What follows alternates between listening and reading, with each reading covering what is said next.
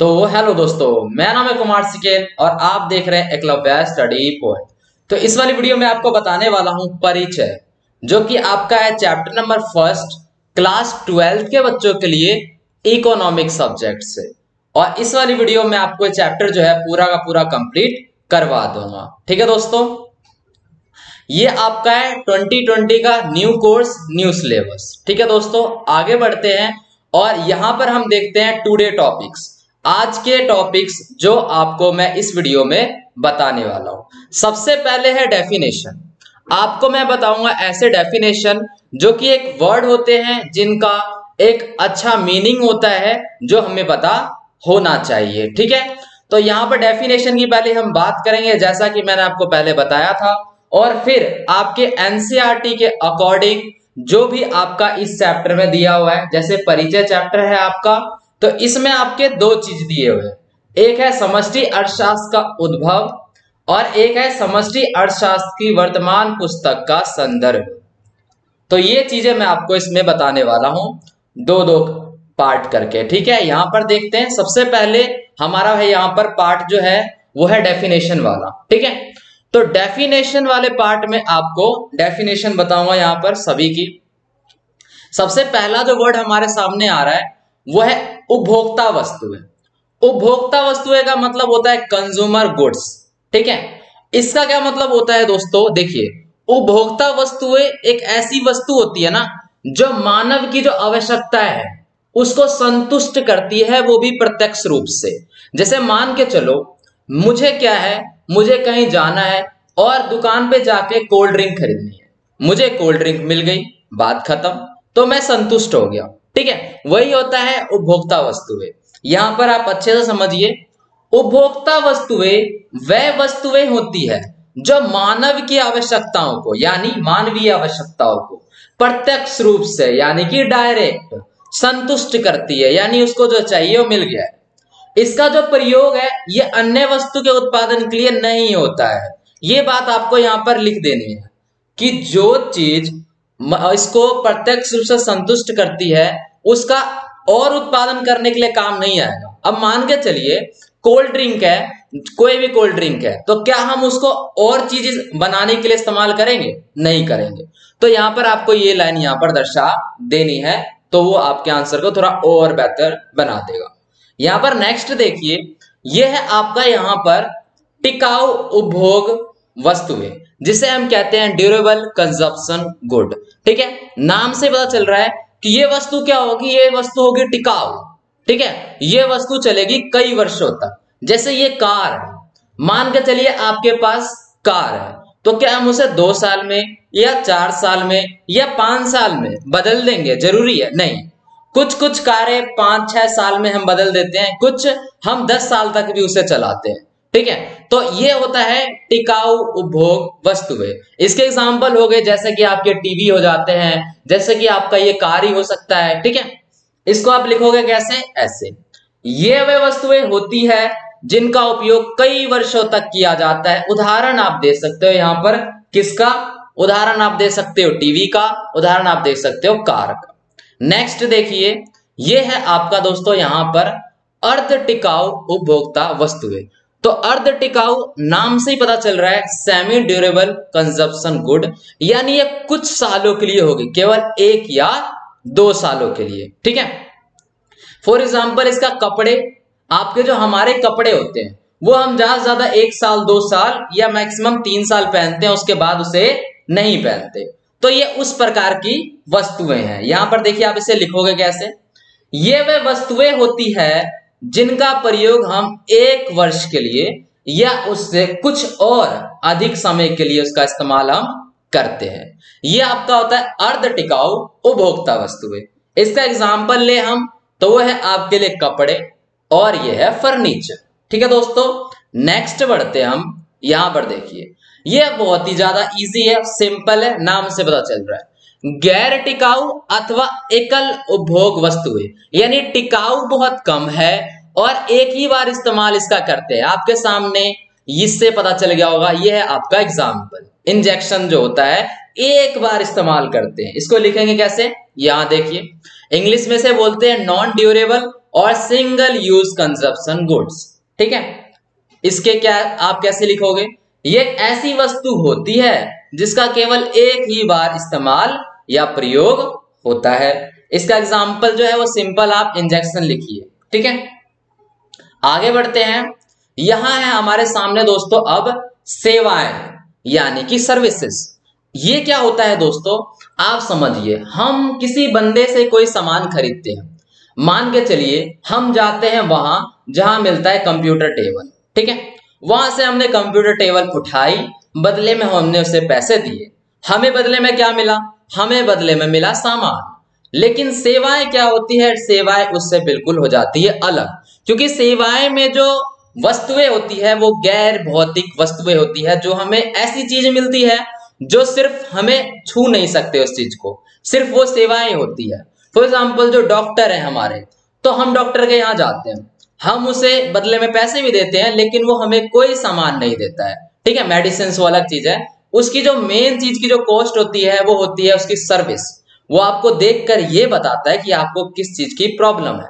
तो ये होता है सेवाएं, सर्विसेज, जो हमें वकील भी प्रोवाइड कराता है। वकील तो हमें कुछ भी नहीं देता, वो हमारा काम करता है। ठीक है, हमारे घर में जो सर्वेंट्स होते हैं वो भी इसका एग्जाम्पल हो सकते हैं। आप इसे कैसे लिखोगे ये देखिए, आप इसे लिखोगे सेवाएं वो गैर भौतिक वस्तुएं होती है जो मानव की आवश्यकताओं को प्रत्यक्ष रूप से संतुष्ट करती है। ठीक है, करती तो है, लेकिन ये कैसी वस्तुएं होती है दोस्तों, यहां पर गौर कीजिए, ये होती है गैर भौतिक वस्तुएं। ठीक है, आगे बढ़ जाते हैं हम यहां पर, और इस एग्जाम्पल आप आराम से लिख सकते हो डॉक्टर या फिर वकील। आगे बढ़ जाते हैं हम, यहां पर आपके सामने है अब पूंजीगत वस्तुएं यानी कि कैपिटल गुड्स। इसमें क्या है दोस्तों, यहां पर समझिए ये क्या होता है। तो पूंजीगत वस्तुएं कौन सी वस्तु होती है?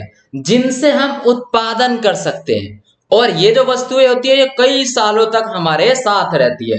मान के चलो हमारे पास एक फैक्ट्री है, हम उस फैक्ट्री के मालिक है, वहां पर हमारी मशीन लगी हुई है किसी भी प्रकार की। तो क्या वो जो मशीन होगी वो कैसी मशीन होगी दोस्तों? पहली बात तो वो बहुत सालों तक चलेगी। दूसरी बात, वो मशीन हमें पैसे कमा के दे रही है। एक ही बार हमने पूंजी लगाई तो पूंजीगत पूंजी लगाई, और वो वस्तु हमें पैसे कमाकर दे रही है। ये भी सेम ऐसा ही होता है। पूंजीगत वस्तुएं वो वस्तुएं होती है जिनका उत्पादन की प्रक्रिया में, उत्पादन करने की प्रक्रिया में क्या होता है, कई सालों तक प्रयोग होता है, और ये उत्पादक की स्थिर परिसंपत्तियां होती है। जो उत्पादक होता है, जो उत्पादन की प्रक्रिया में उसका पूरा रोल होता है, उत्पादक, उस फैक्ट्री का मालिक, उसकी स्थिर परिसंपत्तियां यानी उसका स्थिर प्रोडक्ट होता है, वो उसके पास रहता है। और इन वस्तुओं का, किन वस्तुओं का? पूंजीगत वस्तुओं का। इन वस्तुओं का अगर दोस्तों हम प्रयोग करते हैं ना, तो उसमें मूल्यह्रास शामिल होता है, डेप्रिसिएशन, मूल्यह्रास। ये अभी मैं आपको आगे बताऊंगा, इसके लिए एक अलग टॉपिक है। ठीक है, तो मूल्यह्रास होता है, आप यहां से इतना समझिए कि इसके इस्तेमाल करने से मूल्यह्रास होता है इस वस्तु में। अगर हम इनका प्रयोग करते हैं तो इन वस्तुओं का मूल्यह्रास होता है। उदाहरण के लिए इसमें जो उदाहरण होंगे वो सेम होंगे, अपने जो मशीन होते हैं, जो प्लांट लगाते हैं बंदे, वही होते हैं। मूल्यह्रास आपको इसमें से देखना है, अभी मैं आपको जस्ट बताऊंगा, आगे आप टॉपिक बढ़ते जाइए। नेक्स्ट चलते हैं। ठीक है, यहां पर देखिए, यहां पर हमारे सामने है मध्यवर्ती वस्तुएं, जिसको हम कहते हैं दोस्तों इंटरमीडिएट गुड्स। ठीक है, इसमें क्या है, इंटरमीडिएट गुड्स में क्या होता है दोस्तों, ये होती है मध्यवर्ती वस्तु। मध्यवर्ती वस्तु का मतलब क्या है, ये मध्य में है, अभी ये बीच में है, इसका काम अभी पूरा नहीं हुआ है। ये जो है फाइनल बंदे को, मतलब जिसको यूज करना है वो यूज नहीं कर सकता है, और इसमें जो पैसे हैं, जो इसकी कीमत है, वो अभी तय नहीं है, क्योंकि ये बीच की वस्तु है। ठीक है, यहां पर आप इसको कैसे लिखोगे, तो मध्यवर्ती वस्तु वह वस्तु होती है जिन्होंने क्या किया है, अभी तक उत्पादन की सीमा रेखा को पार नहीं किया है। अब एग्जांपल देता हूं मैं आपको। मान के चलो एक चाय बनाने वाला बंदा है जिसका एक टी स्टॉल है। ठीक है, अब उसके लिए जो दूध है दोस्तों, वो क्या है, वो दूध उसके लिए है मध्यवर्ती वस्तु। ठीक है, क्योंकि वो करता क्या है, वो दूध लाता है और चाय पत्ती लाता है, चीनी लाता है, और उससे हमें वो चाय बनाकर देता है। ठीक है, तो क्या वो दूध बेचेगा? नहीं बेचेगा। क्योंकि दूध उसकी मध्यवर्ती वस्तु है। ना तो दूध अभी इस्तेमाल के लिए तैयार है हमारे लिए, और ना उसका जो मूल्य है अभी निर्धारित है। लेकिन दूध हमारे लिए क्या होता है दोस्तों? दूध हमारे लिए होता है फाइनल गुड्स। क्योंकि हम एक नॉर्मल उपभोक्ता है, हम दूध लाते हैं और उसे गटक जाते हैं, तो वो हमारे लिए फाइनल गुड्स होता है। लेकिन हम बात कर रहे हैं यहाँ पर फाइनल गुड्स की नहीं, हमें बात कर रहे हैं इंटरमीडिएट गुड्स की, यानी मध्यवर्ती वस्तु की। ठीक है, तो ये आपको समझना है, ये ऐसी वस्तु है जो उत्पादन के सीमा रेखा को पार नहीं किया, यानी पूरी तरह इसका उत्पादन नहीं हुआ है, बना नहीं है, और वस्तुओं के मूल्य भी पूरी तरह से निर्धारित नहीं हुए हैं कि कितना मूल्य होगा इसका। अभी इसका मूल्य क्या है, बढ़ना बाकी है। और अंतिम प्रयोगकर्ता यानी फाइनल यूजर, यानी जैसे अगर हम इसका इस्तेमाल करेंगे तो हम फाइनल यूजर है, तो उसके लिए इस्तेमाल के लिए तैयार नहीं है। आपको समझ में दोस्तों आ गया होगा। एक और बार बता देता हूं, मध्यवर्ती वस्तु क्या होती है?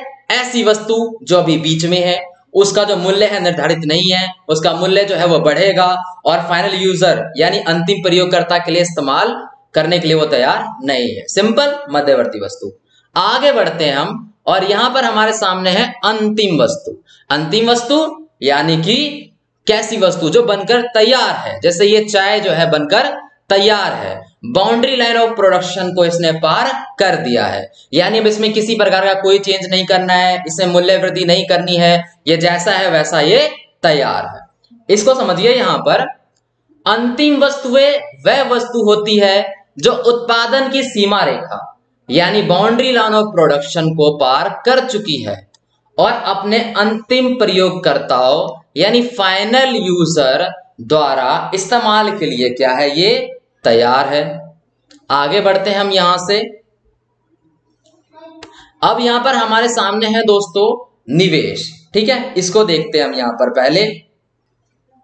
तो दोस्तों निवेश क्या होता है? निवेश के बारे में तो हम लोग को पता है। निवेश का मतलब होता है इन्वेस्टमेंट, यानी आपने कहीं पर इन्वेस्टमेंट करी है, पैसे खर्च किए हैं, और आपको बदले में क्या है, और पैसे वहां से मिलेंगे।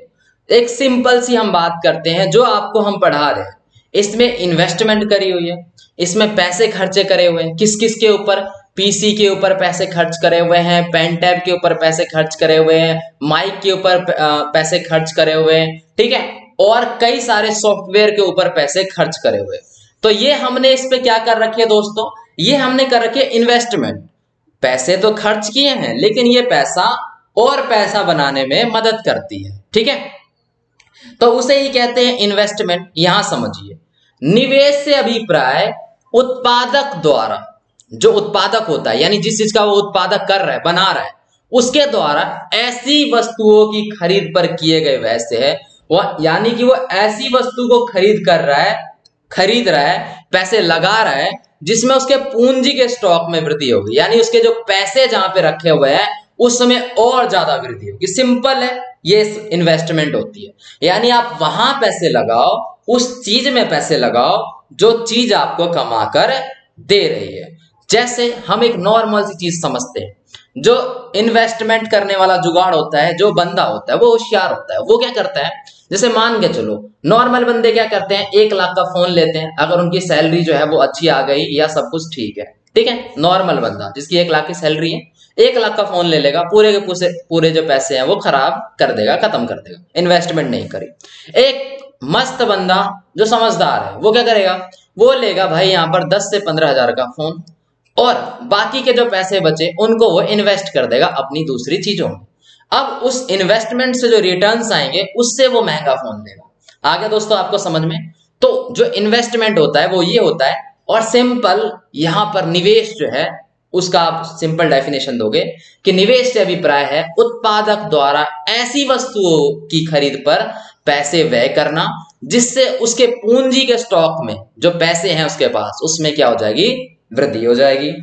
आगे बढ़ते हैं हम यहाँ पर, और आपका आ गया ये दोस्तों यहाँ पर मूल्यह्रास यानी डेप्रिसिएशन, जिसमें मैंने आपको बताया था कि अगला बताऊंगा नेक्स्ट में।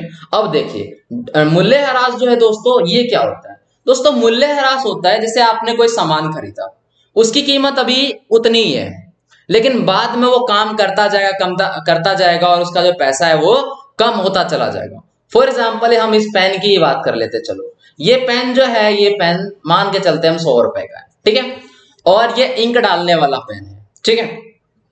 अब जब ये हमने नया खरीदा है 100 रुपए का है, कुछ हफ्ते के बाद इसके पैसे और खत्म हो गए, फिर इसकी कैप खो गई तो इसके पैसे और कम हो गए, और फिर इसकी जो इंक है वो खत्म हो गई तो इसके पैसे और खत्म हो गए। इसके कुछ अभी पैसे बचे हैं क्योंकि ये काम कर सकता है, और मान के चलो बीच में से टूट गई, तब तो ये 0 का हो गया। तो यही होता है मूल्यह्रास, डेप्रिसिएशन, यानी पैसों में कमी होना, पैसे जितने का सामान है उसमें कमी होते चला जाना। तो उस टॉपिक में जो हमने पढ़ा था ना कि मशीन ज्यादा इस्तेमाल करने से मूल्यह्रास हो जाता है, उसमें तो दोस्तों यही बात है। हम लाखों रुपए का सामान अपनी फैक्ट्री के लिए लगाते हैं, लाखों रुपए का सामान लगाया हमने, और जब वो मशीन चलेगा तो उसका पार्ट घिसेगा, और जब उसका पार्ट घिसेगा तो उसके जो पैसे होंगे वो कम होंगे, यानी मूल्यह्रास होगा। ठीक है दोस्तों, आप इसको लिखोगे कैसे, बहुत इजी है। मूल्यह्रास से अभिप्राय एक लेखा वर्ष में, ठीक है, सामान्य टूट फूट यानी नॉर्मल टूट फूट, आकस्मिक हानि यानी कोई गलती से कोई बड़ी हानि हो गई जो नहीं होनी थी, उसके कारण स्थायी पूंजी वही होता है जो हमें पैसे कमा कर देता है, एक बार लगाते हैं, स्थायी पूंजी के मूल्य में होने वाली कमी से उसकी जो मूल्य है वो कम हो जाएंगे। तो ये हो जाएगा अपना डेप्रिसिएशन। आगे बढ़ते हैं हम यहाँ पर, और ये हम देखते हैं दोस्तों यहाँ पर प्रत्याशित अप्रचलन, ठीक है, जो है आपका एक्सपेक्टेड ऑब्सोलेंस, ठीक है। इसमें देखते हैं हम क्या हो रहा है दोस्तों। ये क्या है, ये है प्रौद्योगिकी में परिवर्तन यानी टेक्नोलॉजी में परिवर्तन, मांग में परिवर्तन, यानी कि टेक्नोलॉजी में परिवर्तन हो रही है तो मांग में भी साथ के साथ परिवर्तन हो रहा है। ये दोस्तों ये एक अलग जुगाड़ है, इसको आप समझिए बहुत अच्छे से। उदाहरण दे रहा हूं मैं आपको, एक टीवी है, वो टीवी है डब्बा टीवी, ठीक है, डब्बा टीवी है, और उस डब्बे टीवी को सही चल रहा है, बिल्कुल मस्त, सब उसका इस्तेमाल कर रहे हैं, उसमें किसी प्रकार की कोई खराबी नहीं। लेकिन अब हो गई है टेक्नोलॉजी में परिवर्तन, अब आ गया एक बढ़िया सा एलईडी टीवी, ठीक है, जो भी बढ़िया काम कर रहे हैं, ठीक है। तो यहां पर देखो टेक्नोलॉजी चेंज हो गई तो अब लोग यहां से यहां शिफ्ट हो गए। तो यही होता है प्रौद्योगिकी में परिवर्तन तो मांग में परिवर्तन। जैसे ब्लैक एंड व्हाइट जो टीवी बनाने वाला प्लांट था वो अप्रचलित हो गया, यानी वो फेमस नहीं रहा, ठीक है, और कलर टीवी की खोज हो गई तो कलर टीवी ने उसकी जगह ले ली। तो जिससे हुआ क्या, जो रंगीन टीवी है वो सफल हो गया और जो ब्लैक एंड व्हाइट टीवी था वो असफल हो गया। यानी आप यहां देख सकते हो ब्लैक एंड टीवी बनाने वाले को, ब्लैक एंड व्हाइट टीवी बनाने वाले को और डब्बा टीवी बनाने वाले की कोई गलती नहीं थी, उनका सामान में ऐसा कुछ नहीं था कि उनकी मांग कम हो जाए, ये तो सिर्फ टेक्नोलॉजी में परिवर्तन था और मांग में परिवर्तन था, इसलिए ऐसा हुआ। ठीक है, आगे बढ़ते हैं हम यहां से, और यह है आपके सामने दोस्तों यहां पर अप्रत्याशित अप्रचलन यानी अनएक्सपेक्टेड ऑब्सोलेंस। इसमें क्या होता है दोस्तों, इसमें होता है बाढ़, प्राकृतिक आपदाओं के कारण उस चीज की जो प्राइस है वो गिर जाना, किसी भी चीज की, जैसे बाढ़ हो गई, अपनी प्राकृतिक आपदाएं आ गई, कोई सी भूकंप आ गया, आग लग गई कहीं, या आर्थिक मंदी हो गई, तो इसके कारण जो उसकी परिसंपत्तियां थी उसका जो बाजार मूल्य है उसमें गिरावट आ गई। कुछ भी हो जाता है, मान के चलो एक फैक्ट्री है, वहां पर मस्त करके काम चल रहा था, बाढ़ आ गई, अब वहां पर उस चीज की जरूरत नहीं है जिस चीज का वो फैक्ट्री जो है वो काम कर रहा था, तो अब क्या होगा, नॉर्मल सी बात है, उसका जो बाजार मूल्य होगा उस सामान का वो गिर जाएगा। ठीक है, तो ऐसे ही होता है, ये होता है अप्रत्याशित अप्रचलन। आगे बढ़ते हैं हम यहाँ पर दोस्तों, और आपके सामने है अब परिवार क्षेत्र, जिसे हम कहते हैं हाउस होल्ड सेक्टर। इसमें क्या होता है दोस्तों, इसे समझिए, इसमें वस्तुओं तथा सेवाओं, जो वस्तुओं है ना और सेवाओं है, उसके उपभोक्ताओं को सम्मिलित किया जाता है, यानी कि हम, वस्तुओं यानी कोई सामान, सेवाओं यानी कि कोई सर्विस, उसका उपभोक्ता कौन है, उसके उपभोक्ता यानी हम, तो हम सबको सम्मिलित किया जाता है किसमें, परिवार क्षेत्र में, हाउस होल्ड सेक्टर में। आगे बढ़ते हैं, ये क्या है, ये उत्पादक क्षेत्र यानी प्रोड्यूसर सेक्टर, यानी इसमें उन बंदों को शामिल किया जाएगा जो किसी चीज का उत्पादन कर रहे हैं, इकाइयां फॉर्म में शामिल होते हैं उनको, जैसे कोई फैक्ट्री वाला बंदा है तो वो क्या कर रहा है, वो उत्पादन करने की प्रक्रिया में शामिल है, इसका मतलब वो कैसा बंदा है, वो है उत्पादक क्षेत्र वाला, प्रोड्यूसर सेक्टर वाला बंदा। ठीक है, यहां पर देखिए, इसमें अर्थव्यवस्थाओं की सभी उत्पादन करने वाली इकाई या फर्म को शामिल किया जाता है। इसमें सभी चीजें आ जाएंगी, ये फैक्ट्रियां अपनी हो गई, ये फर्म वर्म हो गए, ये सभी चीजें इसमें शामिल की जाती है। आगे बढ़ते हैं हम यहाँ पर। अब आ गया हमारा सरकारी क्षेत्र, जिसे हम कहते हैं गवर्नमेंट सेक्टर। ठीक है दोस्तों, ये क्या होता है आपको पता ही होगा। जो हमारी सरकार होती है वो कल्याण के लिए काम करती है, किसी चीज को विकसित कराने के लिए। जैसे गवर्नमेंट स्कूल है, उसको और विकसित करा दिया तो उसके लिए काम करती है। एजेंसी, कुछ एजेंसियां बना देती है जो इन सब चीजों की देख रेख करे। ठीक है, और उत्पादक के रूप में सरकार इस चीज में सम्मिलित होती है। तो सरकारी क्षेत्र में सरकार की एजेंसियां, ये सारी चीजें सम्मिलित होती है, जिसे गवर्नमेंट सेक्टर के अंदर आती है सारी चीजें। ठीक है दोस्तों, तो आज के लिए जो डेफिनेशन है वो इतना ही। अब हम बात करते हैं जो आपकी इस पूरी बुक एनसीईआरटी के अंदर जो टॉपिक है, यानी बुक्स के टॉपिक्स। ठीक है, इसे हम यहां से जल्दी से खत्म करते हैं, जो कि बहुत ही ज्यादा इजी है। अब यहां पर आपको दोस्तों ज्यादा ध्यान देना है, क्योंकि थ्योरी ही थ्योरी है, समझना इसमें हल्का कम है और थ्योरी ज्यादा है। यहां समझिए 1.1 यानी समष्टि अर्थशास्त्र का उद्भव हो रहा है। ठीक है, यहां पर देखिए जो समष्टि अर्थशास्त्र है दोस्तों, इसका उद्भव कैसे हुआ। कुछ हुआ होगा। देखिए किसी चीज का उद्भव कैसा होता है, जब हमें उसकी बहुत ज्यादा जरूरत होती है ना, तो नया नया आविष्कार बन जाता है। जब उस जैसे देखो आविष्कार जो होता है वो हमारे कामों को सरल करने के लिए होता है। जैसे अगर हमें यहां से मुंबई पैदल जाना पड़े तो कितना बुरा होगा। तो इसलिए नई नई चीजों का आविष्कार हुआ है, ट्रेन बनाई है, प्लेन बनाए हैं, शिप्स बनाए हैं। ठीक है, ये सारी चीजें बनाई है। तो ऐसी जब तक कोई बहुत बड़ी दिक्कत नहीं होती ना, तब तक कोई अच्छी चीज का आविष्कार नहीं होता।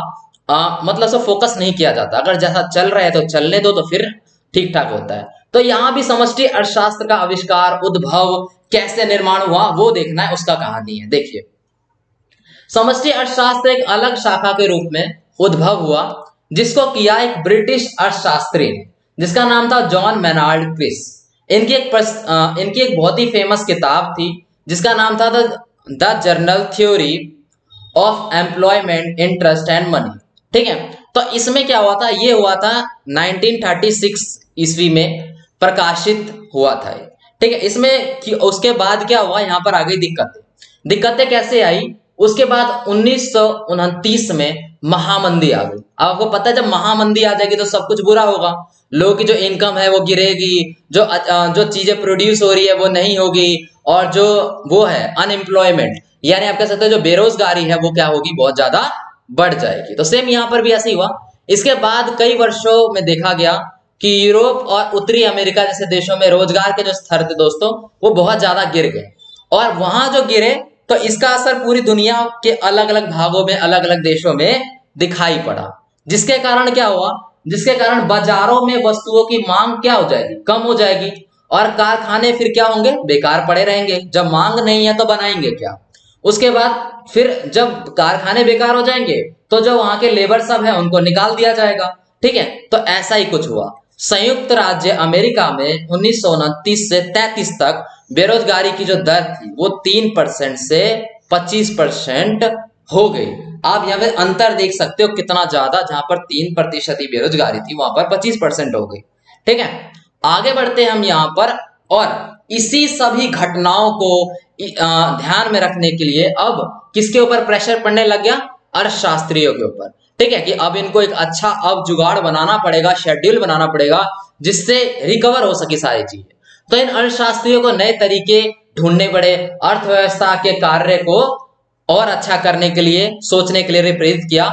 और इसी घटना की वजह से, इसी प्रकार से समष्टि अर्थशास्त्र का उद्भव हुआ। यानी हमको पता चल गया कि समष्टि अर्थशास्त्र का उद्भव क्यों हुआ, कैसी किस प्रकार की घटनाएं थी। जो दोस्तों अगला टॉपिक है वो है आपका समष्टि अर्थशास्त्र की वर्तमान पुस्तक का संदर्भ। इसमें कुछ खास नहीं बताया गया है, इसमें केवल और केवल पूंजीवादी अर्थव्यवस्था के बारे में बताया गया है। यहां पर देखिए, तो इसमें हम जानेंगे पूंजीवादी अर्थव्यवस्था के बारे में। पूंजीवादी अर्थव्यवस्था दोस्तों क्या होती है, बहुत ही जैसे अपनी मिश्रित अर्थव्यवस्था है ना, ऐसी इनकी पूंजीवादी अर्थव्यवस्था होती है। और इसमें जो अपने से थोड़ा अलग जुगाड़ होता है, जैसे अपने में बिजनेस में क्या करती है, सरकार हस्तक्षेप करती है, तो इनके में नहीं करती है। इनमें क्या होता है, उत्पादन के साधनों पर जो है पूरा का पूरा जो कंट्रोल होता है वो उसी बंदे का है जिसका वो बिजनेस है, जिसका वो निजी स्वामित्व है। ठीक है, इसमें सरकार हस्तक्षेप जो है वो नहीं करती है। यहां देखोगे आप तो पूंजीवादी देश पिछले 300-400 साल के दौरान, यानी 3 से 400 साल के दौरान अस्तित्व में आया है वर्तमान समय में। जैसे उत्तरी अमेरिका, यूरोप, एशिया, ये कुछ ही ऐसे देश है जो पूंजीवादी देशों की श्रेणी में आते हैं। ठीक है, इस पुस्तक में उत्पादन इकाइयों को फर्म कहा जाता है। ये जो पुस्तक है इसमें उत्पादन इकाइयां, जहां से उत्पादन हो रहा है, उसे फर्म के नाम से जाना जाता है, पुकारा जाता है। नेक्स्ट हम देखेंगे दोस्तों, इनका जो मुख्य उद्देश्य होता है ना, पूंजीवादी जो होता है, इनका पूंजीवादी जो देश होते हैं ना दोस्तों, और पूंजीवादी अर्थव्यवस्था पे जो चल रहे होते हैं, उनका मेन उद्देश्य होता है कि इनका मुख्य उद्देश्य वस्तुओं और सेवाओं का ये उत्पादन करे, उसे बाजार में बेचे और बाजार में बेचने के बाद ज्यादा से ज्यादा पैसे कमाए। मेन है इनका, इनको गरीबी अमीरी से कोई मतलब नहीं है, सामान बनाओ, बेचो और पैसे कमाओ, प्रॉफिट। ठीक है, तो ये सारी जो चीजें होती हैं ये होती है इसके अंतर्गत। आपका जो दोस्तों फर्स्ट चैप्टर है वो पूरा का पूरा कंप्लीट हो गया है। कोई भी ऐसी चीज है जो आपको समझ में नहीं आया तो आप जो है मुझे इंस्टाग्राम पे पूछ सकते हो। इंस्टाग्राम पे जाके आप सर्च कर सकते हो कुमार सिकेन 12, आपको मेरी आईडी मिलेगी और वहां पर आप कोई भी जो क्वेश्चन है इंग्लिश से रिलेटेड, इकोनॉमिक्स से रिलेटेड, 9th क्लास के बच्चे या 12th क्लास के बच्चे कुछ भी वो पूछ सकते हैं। आपको डिस्क्रिप्शन में भी लिंक मिल जाएगा, नहीं तो आप डायरेक्ट जो है वो सर्च करके पूछ सकते हो। ठीक है दोस्तों, तो वीडियो आपकी खत्म हो चुकी है। वीडियो आपको पसंद आ गई तो वीडियो को आप कर सकते हो दोस्तों एक लाइक। पहली वीडियो थी, आपको ये बताना बहुत ज्यादा जरूरी है कि आपको वीडियो कैसी लगी। ठीक है, वो आप हमें कमेंट करके बता सकते हो, शेयर कर दो अपने क्लासमेट्स के साथ जिनसे उनको पता चले कि नया कोर्स बन रहा है, बिल्कुल फ्रेश, ताजा ताजा। ठीक है, और आप सब्सक्राइब कर सकते हो जो नए बच्चे हैं जिन्होंने नहीं किया है, और बेल नोटिफिकेशन आइकन भी आप प्रेस कर सकते हो जिससे नई वीडियो की जो नोटिफिकेशन है वो आप तक पहुंचती रहे। तो धन्यवाद दोस्तों।